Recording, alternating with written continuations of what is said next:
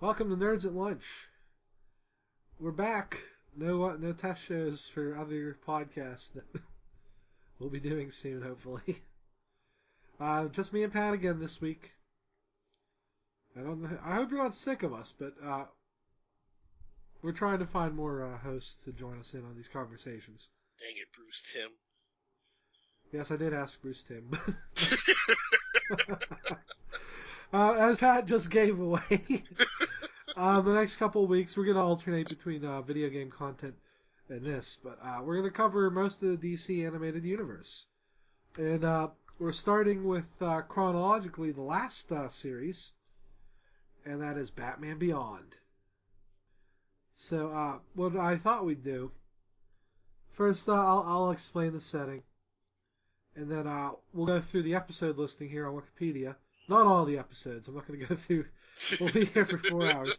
But we're going to pick some of our favorites. And maybe we'll talk a little bit about the villains that we like, too. Though some of them are quite disturbing. This show could get dark at times. So, Batman Beyond was... just if you listen to the premise, it sounds like a terrible show. A new kid takes over to be Batman. He's a teenager. Bruce is the mentor.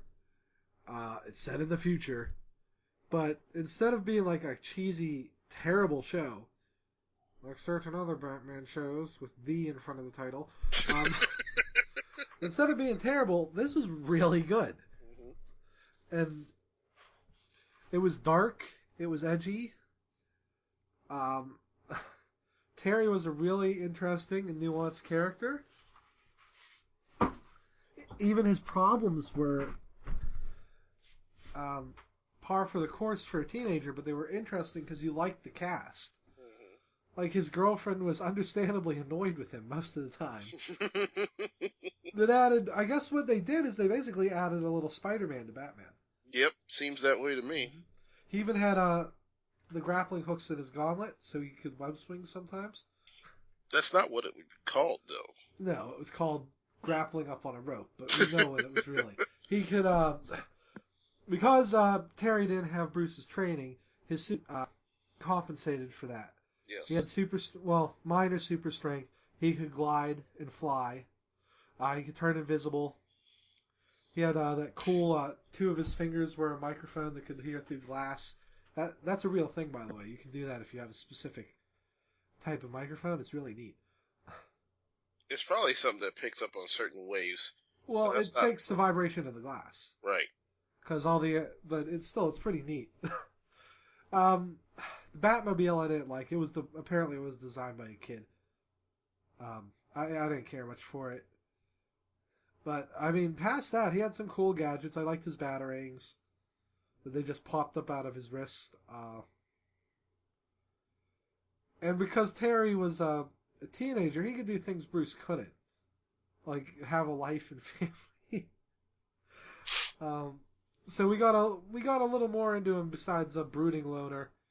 He was a bit of a brawler, so the way he fought was different from Bruce. Mm-hmm. Especially, like, he wasn't very careful. He would just, like, dive right in and take people on. His villains tended to use that against him. But just, he made for an interesting character, and I'm sad that all the comics they've made of Batman Beyond since have been so bad. So just terrible. Horrible. And we won't be talking about the comics, ever, as far as I'm concerned. Okay, so let's get started. So, Pat, what did you like about the show? I really did like how they attempted, like, fast-forwarding time, basically. Yeah. Seeing how Gotham has changed over the year period that they were saying. Yeah. Well, we don't know when Justice League was set. I would have to guess that it was set in the mid-90s. Like 94, 95. Yeah, I would say so. The show, this might shock people, the show is set in 2019. Well, the beginning does. The first show, the part of it where they showed the end of Batman's career. Maybe that was 2019. Yeah, that was 2019. Then, it had to be because Terry is 16. Yeah, the story, the main part of the story starts in 2039, according to this. Okay, that makes more sense. Uh-huh. Say that first Wikipedia article. That makes a little more sense. Well, you and I looked at it. It says the pilot episode started at. If you remember the show, they show Batman in his advanced age. He's not even as old as he is, mainly in the story. No, Bruce is like 80. Yeah, in, he's the actual story, and then yes. he's like 50. So yeah, that adds up. Mm-hmm. And then in epilogue, he's like over 100. Yeah, Bruce lives despite Well, his it's fact future that tech, but yeah. And despite the fact that he hardly ever sleeps, he actually does take care of himself. Yeah. Well, once he retires, he sleeps. Not at Right. night, ever. Right. Never at night. The sad part about epilogue, and we'll get to that soon, you don't see Ace anywhere. Nope. So you have to assume that poor Ace died. Yeah, his poor dog. Well, you know how dogs are.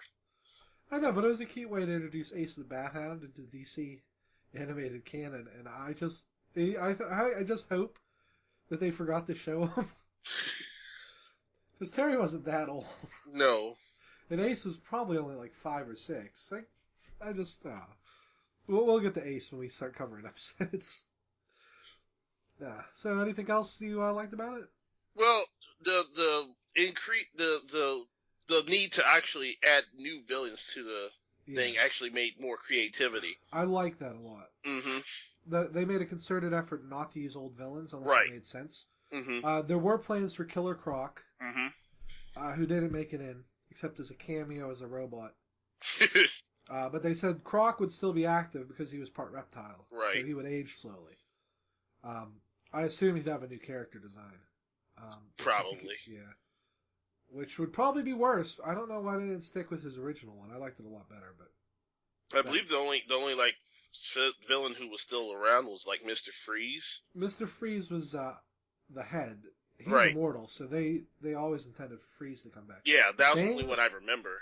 So. Bane came back. We won't spoil the last villain to come back because that's yeah. yeah, that's a whole thing we're going to talk about. Probably the last half of the episode. But yeah, Bane came back and he'd used Venom for so long that they really hated Bane in the DC animated universe. Like they didn't like the character when he first debuted. He was kind of a joke in Batman the Animated Series. Yes. His one episode, he goes to break Batman's back, and then Batman bashes his Venom thing, causes him to overdose and pass out. Yep. That's the real Bane in the comics. Is like this calculating. He's basically super Batman. Like right. He's strong, but he's just as smart as Batman, and that's what made him an interesting character. It didn't really translate. The only time Bane was ever good was in that episode of the animated series where Batgirl had that hallucination. And that wasn't even really Bane. It was really nice, but it was sad. Yeah, drugged out Bane was pretty fun. They turned Venom into something called the Slapper. The worst part of this series by far was the slang. Slappers. You wouldn't call it drug that. I don't know if it was actually slappers or not. I just remember it being something dumb. The weird future sports that they never explained were always fun. They were in hover arenas and stuff. Well, it seemed they only had one metahuman in this one. Obviously, metahumans are in a different part of the universe, but... Yeah. Let's see. Ink was a meta. No, she was just a shapeshifter. Blight. No, well, that's what metahumans are. Yeah. People with extra human abilities. It was a Blight. He was that dude who had that freaking yeah, that's how he tracked with that radiation thing on his suit. Yeah. Sitting there searching for him in the stupid what do you call that thing? Oh no, there were a bunch. Willie Watts was a meta. Yeah, that's right, because he was being picked on, and then yeah, the terrific trio who weren't allowed to be shown anymore because Marvel threatened to sue. Yeah. Let's see. Good old Willie Watts. Earth Mover was in one episode. Those are that douchebag who was picking on him. The Flash Thompson ripoff. Yeah, that guy. I don't remember his name. He was such a jag-off. So much freaking Spider-Man reference in this show. He was clearly, but where Flash became a character you'd like. Yeah. Oh, hey, I was right. It is called Slappers. That's how dumb. Let's see. I'm trying to think. He fought psychics once. Yeah. The splicers are technically metahumans. Yeah, no, they are. Unlike Bruce, Terry cannot claim that he made out with a splicer, though. No.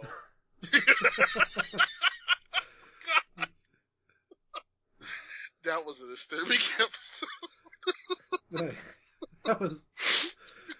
When we do Justice League, we're probably going to talk about... That's the best episode of Justice League. It was. There's Stalker. He's not a meta. He's a cyborg. Yeah. Let's see. I'm just looking through here. There was Rat Boy. He was in one episode. Yeah. Oh, the dude who had that suit that let him pass through walls. Oh, he became a meta at the end. He just couldn't control his powers anymore. The April Moon Gang were cyborgs. They never came back, which I thought was sad. Payback is a meta. Big Time. Yeah. He technically was a regular Nightwing villain. Uh-huh. But they made him into a Terry villain. He was interesting. He was a meta. He got mutated by that growth hormone. Let's see. Yeah, Zeta was a cyborg. They did a spin-off show of that, but then they disappeared. Zeta Project was so dumb it didn't keep the tone of Batman Beyond It at all. Cobra ended up as a meta-human. He turned into a dinosaur man. Mm-hmm. And I think that's the only metas in the series, but there were a few.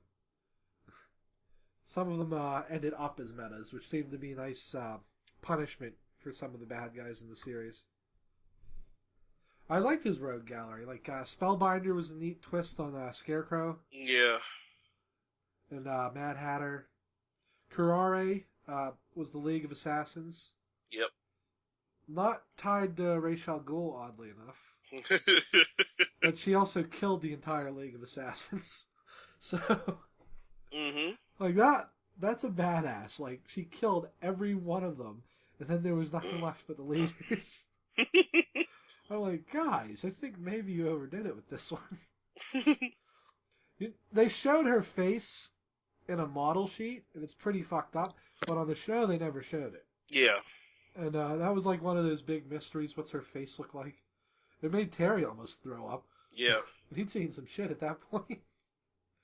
Willie Watt was an interesting character because he started out just being able to control that robot. And then he got psychic powers. He only came back twice, though. I thought he would have been a good counterpart to Terry. Because he had a chance to do something with his powers, and he abused it instead. Nelson Nash is the name of the Flash Thompson ripoff. That's the guy, yeah. Such an ass. He really was. Kind of a date rapey kind of dude, too. He really was, too. I was like, good lord. And then, obviously, his biggest villain was Powers. Not Paxton Powers. It was Derek. Derek. Mm-hmm. Paxton was his son. Who Derek, became Blight. Derek I think Meltdown is a better name than Blight. Yeah. Personally. He just started quoting the Bible verses for some reason. And I'm like, what?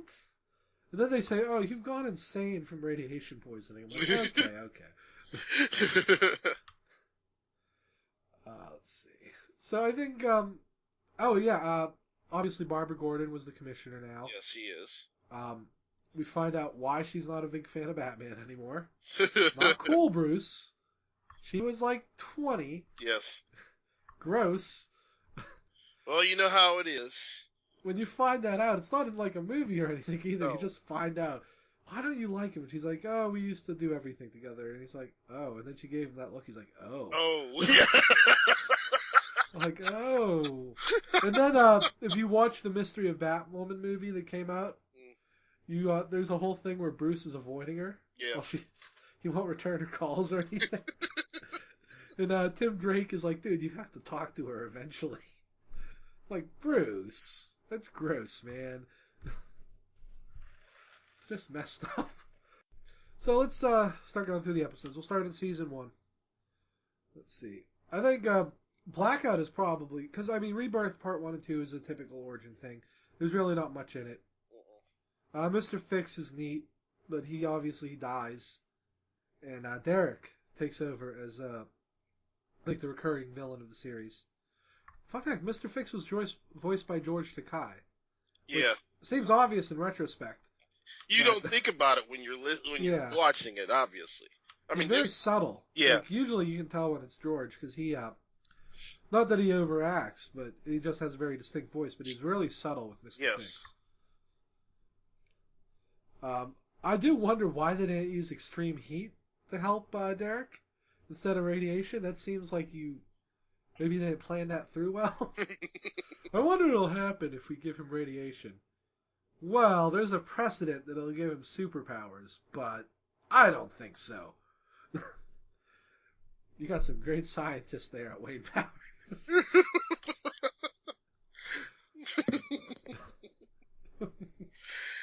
Things just went downhill after Bruce is no longer on the board. So well, after Paxton is arrested, Bruce takes back over. Mm-hmm. One of the only things I liked there's a comic that's set in between seasons, I think, and he changes the name back to Wayne Powers or just Wayne Industries in the comic. But obviously that doesn't happen in the show. They kind of shift focus once Blight disappears. So, let's see. For me, the notable episodes in the first, half, Blackout and Golem. For obvious reasons, it introduces Willie Watt and Ink. Ink is the most disturbing villain in any Batman series. Her first fight against Terry, she goes down his throat. Yeah. And, oh my god. Like, he literally horks her up. It's horrifying. We have Bruce take her down with Mr. Freeze's gun. Yep.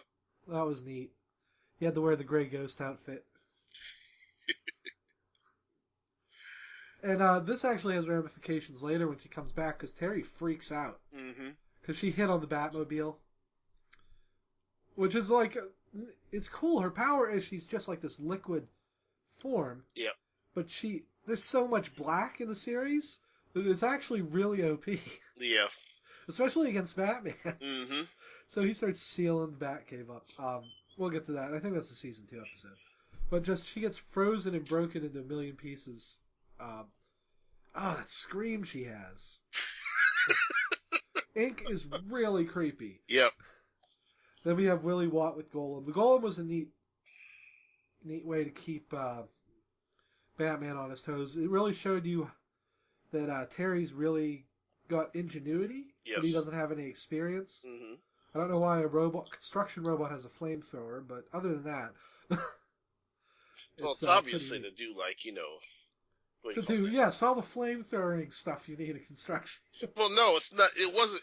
The flame is obviously part of it, but it's more like a torch than anything. So maybe, but he used it as a flamethrower. Well, yeah, he obviously didn't focus the thing. That's how it works. So, that thing was built to move girders and trash and stuff. I don't think it was meant for fine-tuning work.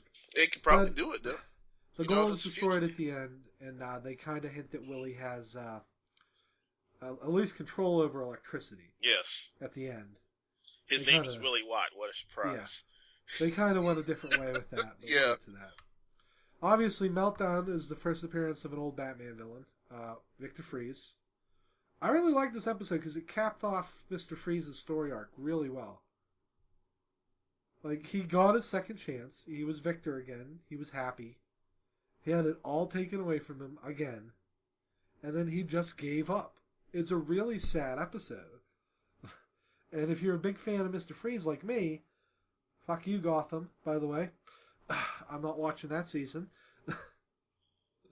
No, I just really like Mr. Freeze. One day we'll do a Mr. Freeze episode. I don't know, it's a really sad episode. Mm-hmm. And then at the end, he's like, you're the only one who cares when Terry tries to save him.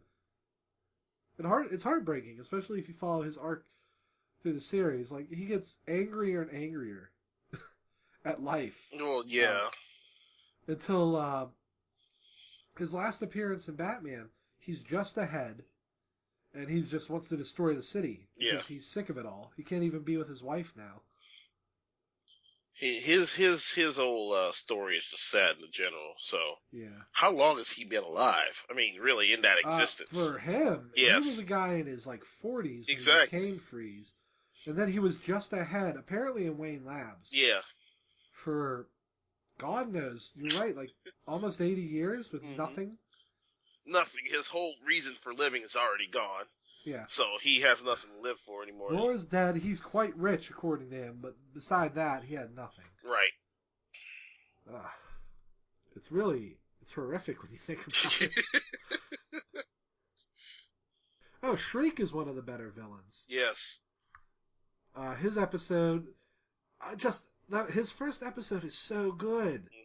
That entire scene where he turns off parts of the sound. Like, I hope somebody won an Emmy for that. And this is also the introduction of Ace. Oh, wait, no. No. I'm thinking. No, this is the episode where he tries to drive Bruce insane. Yeah. Let me look. I'm gonna. There's no summary. Let me see if he comes back. No, I'm right. This is the episode with Ace. Ace has been in the whole series at this point, and he hasn't liked Terry much. But this is a really like a showcase on the fact that Ace will help if he can. Right. And well, Ace is clearly fiercely loyal to Bruce. Yeah. So. And he doesn't. And this is the first episode where he sort of wins over. Terry sort of wins him over. Yeah. And I like that little bit at the. This is more. We're talking more about Ace now.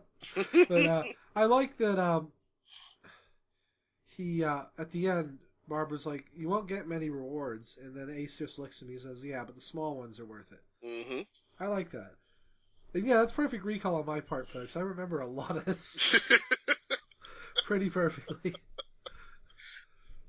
Shriek himself is a really interesting villain. Like I said, I think whoever did that fight scene needs to win an Emmy. If they probably did it. It's just so well directed. The villain himself, he was deaf, wasn't he? He wasn't deaf until Terry smashed his machine and caused a feedback loop. Now he can't hear without the help. Yeah, when he comes back, he's deaf though. Yes. He has a way to cheat it though, as long as he wears his suit. Right. Then he. I'm like, dude, you could be a millionaire with that. Why do you care if Batman made you deaf? People in their revenge, I tell you what. Like, you cure deafness. Yeah.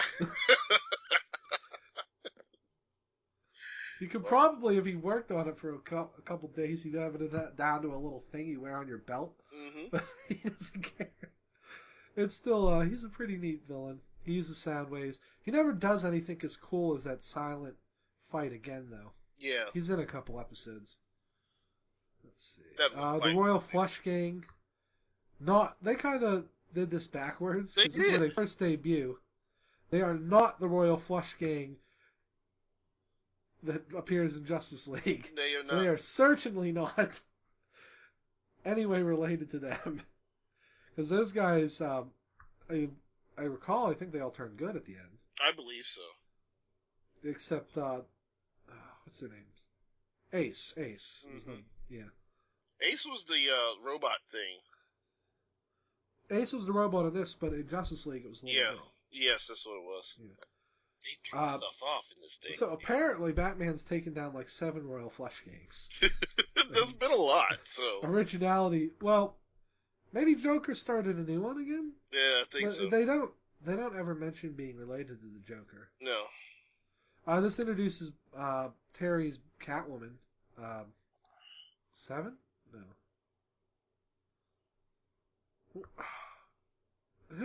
What's her number in the group? Is it 7? Who's that? The girl, the daughter in the Royal Flush Gang. Oh, I have no idea. It doesn't say her number. Her name is Melanie. I only remember the 5 in the Royal Flush. Ace, King, Queen, Jack. 10. Oh, 10. It was 10. Because they're all the high number cards. Yes, Royal Flush Gang. That's what a Royal Flush would be, all of the ones in that. Yeah, you're right. I don't play poker. There's the Slappers episode. We talked about that already. Yeah. The debut of Spellbinder. His plots were really dumb. But he got some cool stuff going on with his attack. Like the fight with him where he has Terry fighting zombies and stuff. And Bruce has to walk him through it because it didn't affect him. on the video screen. It's pretty neat. Oh, hey, Ink did come back in the first season. Oh, that creepy one where the dude is like molesting her while she's frozen. Yeah. So messed up. And he turns halfway into an Ink, but not the whole way. Ugh. Ugh. Just some body horror in this show. That's why I don't like Ink. Whenever she comes back, she's worse and worse every time she comes back. It's terrifying. The debut of Kurare happened in season 1.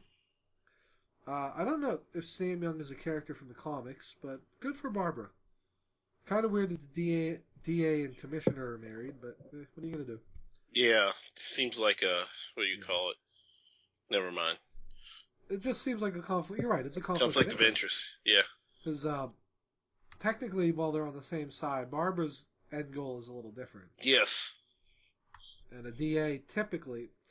you have to pretend that the district attorney in modern Gotham is probably a good guy. Yes, because they've had their share of district attorneys who like are, the good ones tend to die. But yeah. this is Gotham in the future, post Batman, so there's probably not as much mafia problems. No, I don't think so. Though they did send Kurare to kill him, so maybe it happens more often. We got some cool little fights. Barbara managed to take down Kurare with the Batarang, and then we don't see her again for a long time. Well, yeah, right till the end of this second season, I think. Second or third season. Let's see. Then Blight gets outed at the end of the season, but we knew that already. He disappears after this. This is the last time Blight shows up. For a long time. We get introduced to Splicers. They're only in this one episode. Another Ace episode I thought was really good. Earth Mover, we talked about that episode. Is just so dumb. Slapper patches. Joyride, where the Jokers steal a prototype military vehicle. Mm-hmm. And we see what apparently is the corpse of the Joker in this episode. Yes. We don't know. They've never really commented one way or the other. They did say that Bruce buried it somewhere no one would find it. Mm-hmm. Oh, this one's pretty good. I guess we are going through all the episodes, but we'll be fast. Lost Soul, when the Batsuit gets taken over by a virtual reality or virtual soul of a dead guy, and he has to stab it through the mouth and electrocute it. Yeah. And Terry has to go in with a domino mask and a utility belt.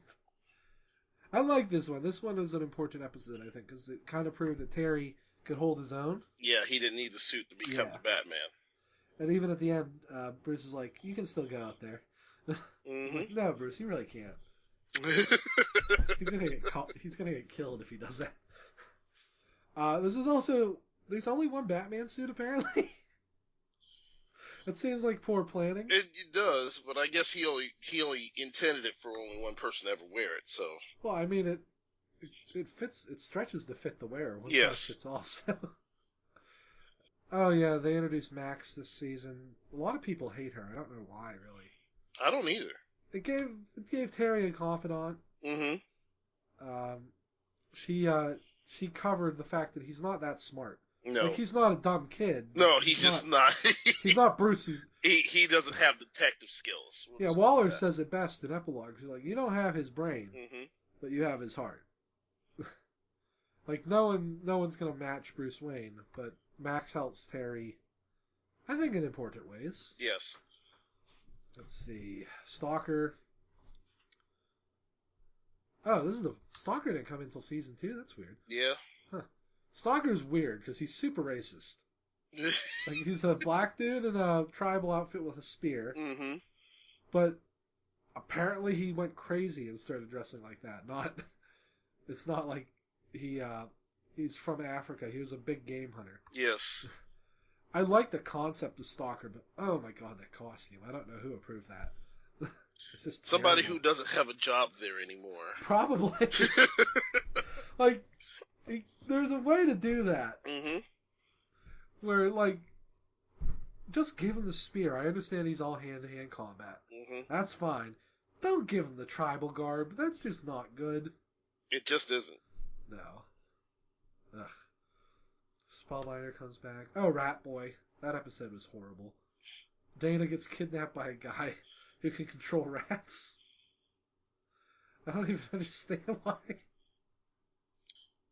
Nobody knows. It's just such. They're like, oh, we need a Dana episode. Here's one. She can be kidnapped by rats.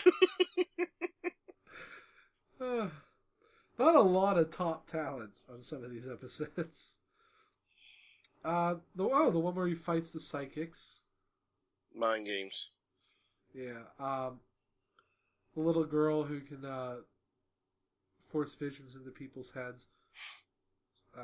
The Brain Trust is apparently related to a character in Justice League. Yes. But I don't know. Maybe I missed that episode. It's Steven Mandragora. Mandragora. The weird blonde dude. Mm-hmm. Is supposed to be his son. That makes sense. Okay, Willie Watt comes back. This one's kind of weird. He goes all stalker. Of course he does. That's just how it works. Like, dude, you could have just got out and had a normal life, but you... I get wanting to beat up Nelson. Everyone wants to beat up Nelson. Everyone. He's an asshole. He probably could have got his girlfriend if you just... Yeah. No planning. You got juvie cred, came back super buff, and like... Yeah, he was stacked. Yeah. That was ridiculous, considering he also grew 2 feet. He did. It's kind of weird. Then this is the episode where Shriek comes back. He causes everyone to be unable to hear language. And the whole city turns on him. Which, kind of terrible. Yeah. Terry's friend dates a robot. A lot of people hate this episode. It's hilarious to me. Yeah, it's pretty funny. That robot goes crazy. He tells her he just wants to be friends. Oh, God. God. That's the wrong thing to say. He's like, isn't that ever the right thing to say? Never is. No. Well, that just goes to show you shouldn't be buying illegal androids. Nope. On your parents' credit card. That was not planned well, Howard Groot. He never comes back. I think he's a side character a few times, but poor guy. I don't know. Terry took him to the robot place. Why is Bruce Wayne buying... You still there, Pat? What the hell happened? It said you got knocked offline. I'm still on here. I heard something beeping and... Oh, we're still recording, so we're good. Okay then. Had a little trouble there, folks. We're good, though. Eyewitness. Oh, the one where Spellbinder tricks everyone into thinking that Batman killed somebody, yeah. Uh-huh. Oh, we didn't talk about Mad Stan. Blow him up, blow them all up. Yeah, that dude. I love that guy. He's never the focus of the episode, but he's just hilarious. He was just a crazy dude who just was angry at everything. He's unfortunately a very real person in modern times. Yes. It was such a funny character because he was pathetic because he always got beat in the first scene he was in. Yes. But it was always just something so dumb. Like I think his first appearance, it was something about dogs. He almost blew a lady in her chihuahua up because her dog wasn't modern or something. I don't know. Mad Stan was just always funny to me. Mm-hmm. And then when they find him, he's locked up in a virtual reality simulator blowing things up. Yep. Oh, good old Mad Stan. The next ones after that get really crazy. Yeah, the one where Kurari comes back. Yes. And kills the League of Assassins. Gotham almost gets nuked. Why would you hide a nuclear bomb in a nuclear bomb? That's good question. Dumb. It's like the most obvious thing. No wonder she killed your entire army. Stupid. Yes. One after that was when Last Resort. all this those kids terrifying. Got sent to the ranch. This is real. That's the worst part. Yeah. Like they torture kids in these places. It's like, good lord. This was an important episode. Like, my niece isn't old enough to worry about this shit, and I don't think my brother and sister-in-law would ever send No. them, their kids to that. But it's something like I worry, should I tell my kids, or tell kids I know about this stuff so they know what to do if they're ever sent there. It's just horrifying what he goes through. And the word, like, when Batman comes in and saves him, you go, yeah, but in real life, there's no Batman there. Ugh. If you ever get a chance to watch The Last Resort, it's really chilling.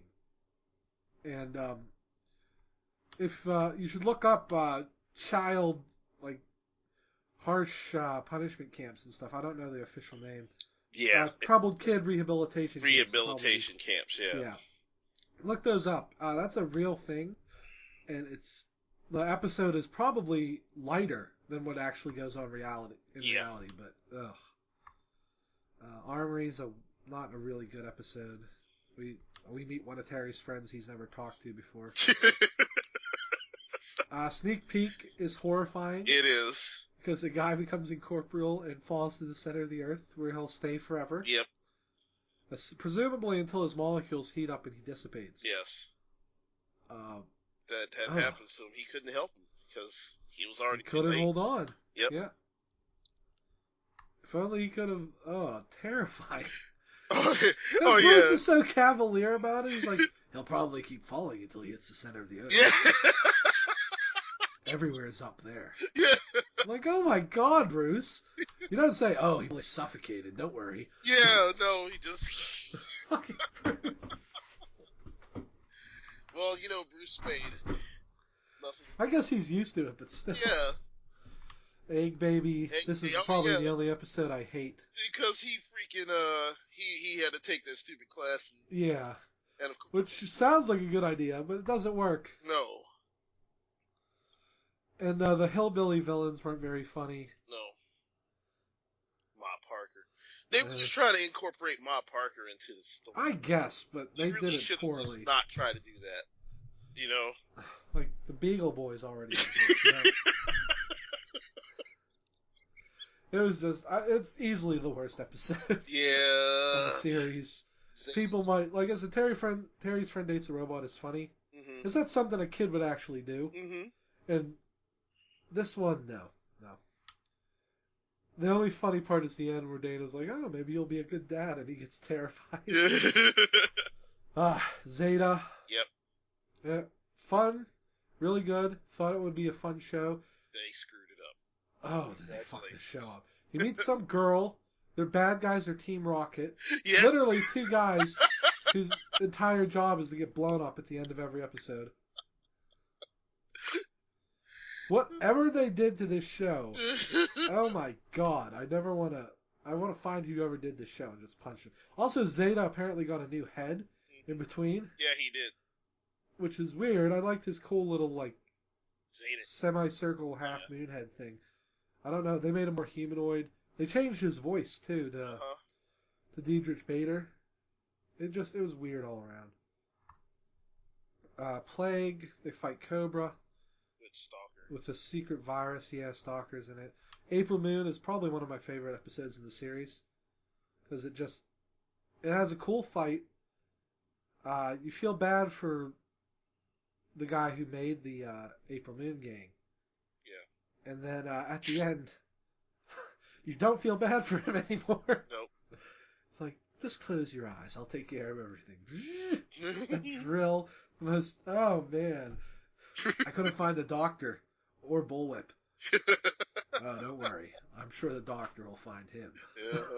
Again, Bruce is very cavalier with the fact that the dude's probably never getting up from that surgery. Nope. Centuries of the Last Cosmos. Star Wars episode, basically. Yeah. I didn't care for it. Gary Gary Gygax wrote it. Though, yeah. And Bruce Valanche, apparently. Oh, wait, no. The writers were inspired by them. Okay. By Gary Gygax and Bruce Valanche. That doesn't really... It's not bad. It's probably right up there with Egg Baby. Is one I don't like to watch that often. Payback. This is another one This doesn't hit as well as the rehabilitation one. No, but it is where the kid similar is to just that. going and finding abusive parents and beating the shit out of them. Yep. I love this summary, but Payback's real identity appears to be somebody nobody would have expected. I pretty Unless much you watched the episode. Yeah, I watched the whole dang thing. I knew who it was from the beginning. Where's Terry is a good episode. Yeah. Where Bruce and Max have to be detectives. And the coolest scene where Bruce is like, let me handle this. And he goes into that room full of jokers and beats the shit out of them. Then he gets Max arrested. That young woman is trying to get in without paying her fee. He's like, you're right, we did make a good deal. Oh, man. Oh, it was so good. For some reason, there's a sore kid in that episode. I'm not sure why. No idea. There's a lot of sore kids in Batman Beyond. Yeah, there is. Untouchable. Terry cheats on his girlfriend again with a girl who can't be touched because she has a force field or some nonsense. The villain was kind of lame. I like the concept of a guy who can't be touched, though. That was neat. Then, how does he trap him again? I don't know. He gets him in molten metal and hardens it, and he runs out of air, I think. Knocks him out. Yeah, that's it. Something like that. Then Big Time, where we meet Big Time for the first time. Shit. When they bring him back, it's not as... Yeah. Yeah. It was kind of a waste. Ace in the Hole, Ace goes missing. We get a dog fighting episode. That mutant dog at the end. That was so sad. Yeah. But I like Ace episodes. They're always fun. Royal Flush Gang comes back. They don't have 10 with them, though. And then the stupid Paxton Powers. Freaking hell. This is where he gets arrested, though. So, yeah. The Inkling, we find out Ink has a daughter. Uh-huh. And that she's going to kill her daughter, because her daughter is just as bad as Ink. And again, they use black ink to full effect. Ink is terrifying, everyone. Speaking of terrifying. Bruce Wayne makes out with Ra's al Ghul. This episode is so great. Oh, freaking God. And people get so mad because Bruce acts homophobic. No. I guess. I would honestly, if I kissed somebody I thought was my longtime on-off girlfriend, and it turned out to be somebody else in her body, I would be pretty grossed out. Seriously, people think it's like transphobic or homophobic. Ra's al Ghul's a guy. Yeah. And Ra's al Ghul took the body of his daughter. Yeah. That's what he was freaking mad about. Bruce was sexually assaulted by Ra's al Ghul. Seriously. That's rape by deception, people. And there's hints that they got a lot further than just a kiss. Oh, yeah. So that's messed up. That is really messed up. Oh. And as much as he says she did it for him, no, I don't. Natalia in the animated series wasn't that devoted to her father. No, she was not. No, so he pretty much killed his daughter. Yep. Gross. He apparently died at this point. Yeah. His entire plan was to take Bruce's body. Yes, it didn't work out that time. But we got to see Bruce in his prime with Terry kicking some ass. That was neat. Oh, Fingers the Gorilla. Gorilla Batman. Who we presume was dropped off near Gorilla City. So that's pretty neat. I liked Fingers. This was before Justice League introduced Gorilla City. Yes. So, while he hints that he's fought Grodd before, they don't really say he did. Right. But I like the idea that this Gorilla becomes Batman. He never comes back. I miss Fingers. The Call. Oh, the Superman episode. Yeah, that was freaking weak. This one is probably the most terrifying. It is, because freaking Superman. When he starts flying. Yeah. But he's not flying like Superman. No. You're like, oh shit. That was wacky, man. Yeah, because you would never think that Superman. Because your whole life, right? You see Superman fly a certain way, and then you realize he doesn't have to fly that way. No. If he can do it however he wants. And then you see him being, like, led by his chest, sort of. Yeah. Because Starro's under there. Yeah. Oh my god, it's terrifying. That is terrifying. Did you see the Starro on his back, on his chest? Like, you'd think Bizarro would fly like that. Yes. But, this is probably the only time Starro has legit been terrifying until maybe Brave and the Bold. They sort of ruin it, though, because in Brave and the Bold it becomes that giant Starro Godzilla thing. Which doesn't make any sense. Let's see. Oh, well, yeah, because two-parter, he had to get Bruce's help to try to get rid of it. We get the Justice League of the Future. Yeah. Who are clearly the C team. Yeah. Of Big Barda. Hawkman. Oh, Do they call him Hawkwing or something else? No, it was something. I don't remember. Wasn't that like the offspring of somebody? He's Green Lantern and Hawkgirl's son. What the hell was their name? I just saw it. Give me a second. It's something Wing, right? It's something similar to that. I saw it on here. Oh, hell. Let me see. Warhawk. Warhawk, okay. Yeah, that's what it was. This was before Justice League again, so we didn't know that at the time. We just assumed he was Hawkman's son. Right, yeah. You can just see that. Aquagirl, weird little Asian Green Lantern kid. I think that was it. Something like that. That kind of sucks that Bardo was there, but not Mr. Miracle. They wanted to use Wonder Woman, apparently, but they couldn't get the rights at the time. Yeah. I mean, if you have Bardo, you have to have a friggin' husband. I guess not. Though, if he would have broken the chain of events, because he can get out of anything, including Starro. So, okay. Big Time comes back to Gotham, blah, blah, blah. This one wasn't as good as the first one. No, it was just, Harry Seal's Terry guilty for his friend being an asshole. Yeah. Harry, you didn't do anything wrong. This one, I'm like, no one. Then Curse of Cobra. Mm-hmm. The guy kidnaps Dana, wants to become a dinosaur person. Oh no, he kidnaps Max. Yes. Why? I don't know why anyone would want to be Max's husband. No idea. She is very annoying, even though she is a good dynamic for Terry. Dinosaur men is the dominant species, huh? That doesn't make any sense. None whatsoever.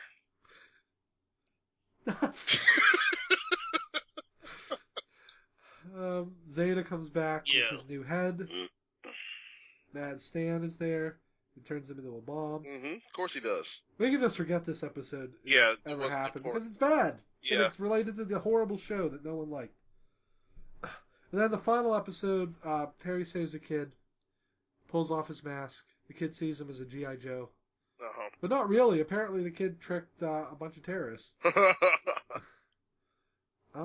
It was delayed because of the September 11th attacks. That was delayed a long time. That was crazy stuff there. And then the actual series finale of Batman Beyond is epilogue, but we're not going to go there yet. No, because we got Return of the Joker. Yeah, that's right. They saved the big guns for their TV movie. There's two versions of Return of the Joker. Yes. Find the unedited one. Yes. I stress that if you do not, you are missing the best death scene I've ever watched in almost anything, especially for the Joker, who's had his fair share, as we can all attest, including in the DC cartoon universe where he's died 6 times. I don't want to count, but yeah, easily 6. Every appearance he fights Batman, except I think the first one with the gas. In the Christmas special, he dies by falling into something. So Joker comes back after having been missing for 35 years. We find out that he's been using gene-altering technology, which is brought up in Justice League. Very late in Justice League Unlimited. Pretty much Project Cadmus brought back the Joker. Yeah. He stole it. Way to go, Waller. She basically, fucked up a lot of stuff. it turned Tim Drake into a vessel for his return. And because he had Tim's memories, he already knew who Batman and Robin were before he died. But this version of the Joker did. And he knew how to fight like them. So, Terry was at a huge disadvantage. He kicked Bruce's ass. But it didn't kill him. I guess he wanted to humiliate Terry before he did that. We got I think the best gang of Jokers in the series. Ghoul, the Dee-Dees, Chuckles, and the hyena guy. Yeah. Chuckles dies fairly early on. Yep. Ghoul is Christopher Walken. The Dee-Dees are Harley's grandchildren. Which is good. Harley got a semi-happy ending. Somewhat. Apparently she can walk around Gotham and no one reacts to the name Harley. Well, it is well into the future, so... Yeah. Well, they say they never found her body, but mm-hmm. she found a dude and got married, so that's good for her. Mm-hmm. The Joker plans to use a military laser to destroy Gotham. Probably do a giant smiley face. Because that's what the Joker does. Yes. Well, I like how he beats the Joker in this. He laughs at him. Like, this is something Bruce couldn't do. He makes fun of the Joker to the point where he loses his cool. He says stuff like, "You're not Batman!" And then Terry just kicks his ass. Hits him with the joy buzzer. I love it. And just, oh. Tim, of course the series is over by this point, so we never see what happened to Tim. Right. We know he's okay. We don't know what happened to Dick Grayson either. So that's kind of weird, but he was the only one they never actually covered. Which is kind of sad, but still, Return of the Joker is excellent. And you don't need a lot of Batman Beyond experience to watch it. It's on most streaming sites. You can buy it unedited. If you just watch the pilot, maybe a couple episodes, it doesn't matter. Some of the better ones we mentioned here. But you don't need to watch all the episodes, just a handful, and then Return of the Joker still works. Yes. I think. Max isn't in it. I don't think so. No. Max isn't in it because this is actually made before she debuted, I believe. Yes. This is right. But it got delayed because of the weird edits they had to do. Then there's some crossovers listed here. No one cares about Zeta Project. No. Static Shock, Future Shock is fun. Yes. Future Static is boss. He is. He's like a lightning god. Well, obviously once you get more experience with your powers, because he did learn it when he was a teenager. So yeah. But still, he's like super badass. Yes. I love it. Then we get Justice League Unlimited. This crossover is... I sort of don't want to talk about it too much, because we're going to do a Justice League Unlimited episode. But Terry is in it. Mm-hmm. Terry is killed in the most horrifying way possible. And poor Bruce, old Bruce, has to deal with it. Yes. Again, the whole thing is undone, thankfully. Yes. Because he it's still Kronos. Yeah. We'll go more in depth when we talk about Justice League Unlimited, because this is one of the better episodes of it. Mm-hmm. Except the episode where Booster Gold. Good old Booster Gold, that guy. Skeets, stop a world-ending threat and then get yelled at by Batman. He didn't get any courage. You know what this means, Skeets? I know what it's supposed to mean, sir. And then epilogue. We won't cover this one much in JLU because it's a Batman Beyond episode. Mm-hmm. Terry goes and finds Amanda Waller, and we find out some things about Terry that some people suspected. Yeah. Genetically, because of some really convoluted stuff, he is Bruce's biological son. Yes. Bruce figured it out. This is stuff from Bruce Timm himself. Bruce figured it out, but he never told Terry because he felt it was disrespectful to the man that raised him. Exactly. Which is fair. Yeah. And Terry... This episode's confusing to a lot of people because there's black and white segments. Yes. where Terry is doing some really non-Terry-like stuff. He yells at Bruce, leaves him apparently to die without his heart pills or something. Yeah. Quits his Justice League and breaks up with Dana. He does none of these things, by the way. We want to make sure. Anything in black and white in this episode is just Terry's thinking what he's going to do. And then Amanda Waller, of all people, convinces him that it doesn't matter because you're your own Batman. Amanda Waller was that freaking character, you know? Yeah. She made you like, what are you doing? Even at the end, you don't feel bad for her. No, you don't, because like she's doing all this stuff. She hired Phantasm to kill Terry's parents. She did.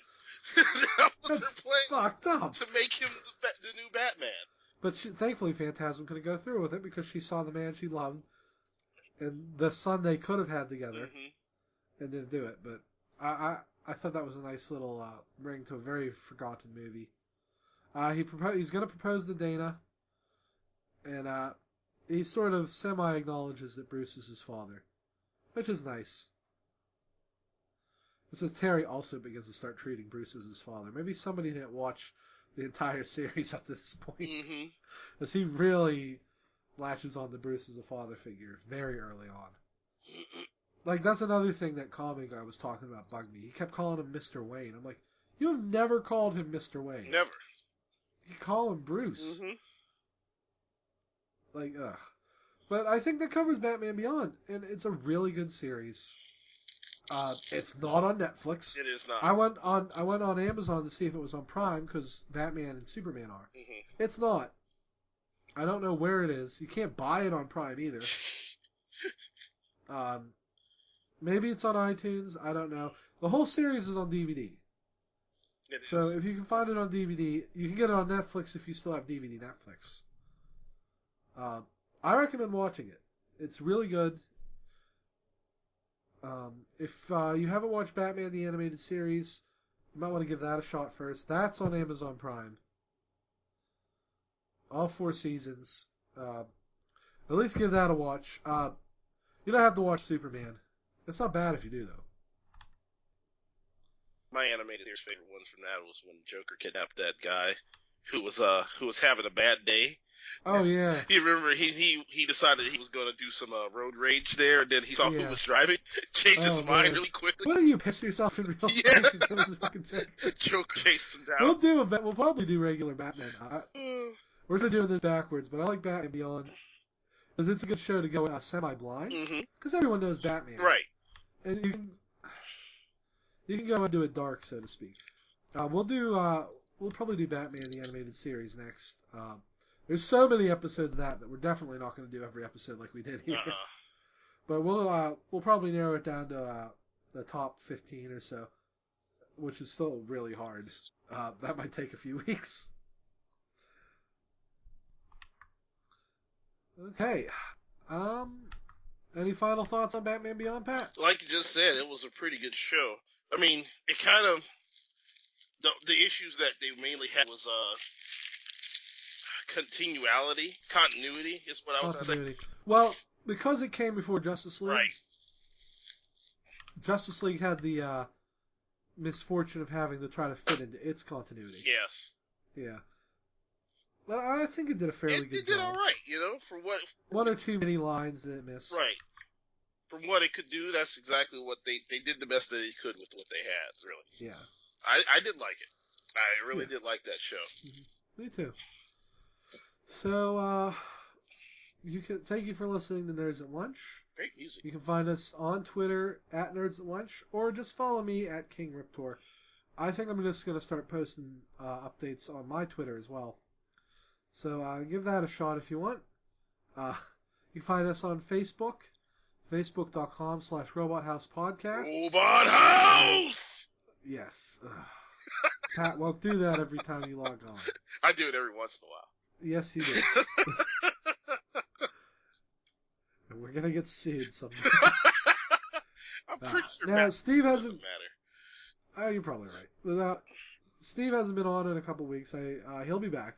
But visit his store. He just got some new stuff in. Oh, yeah. I got to check that out. I saw this posted on there. He should have a bunch of Androids now. Facebook.com/Otaku Henshin Online. Or his website, otakuhenshin.com. We have a question or comment Google Doc if you'd like to ask us questions. Nobody seems to, but I would like to answer some. I don't think anybody uses Google Docs. You're right. Well, I leave a link there. It's not like it's hard. But that's all for this week. Next week, I don't know what we're doing. We might do Classic Mario. Since we did Modern Mario a week ago, or 2 weeks ago at this point. Classic Mario. That one will be harder. We'll have to talk about the Mario game that really wasn't one. So that's all for this week, and we'll see you around. Adios. Yeah.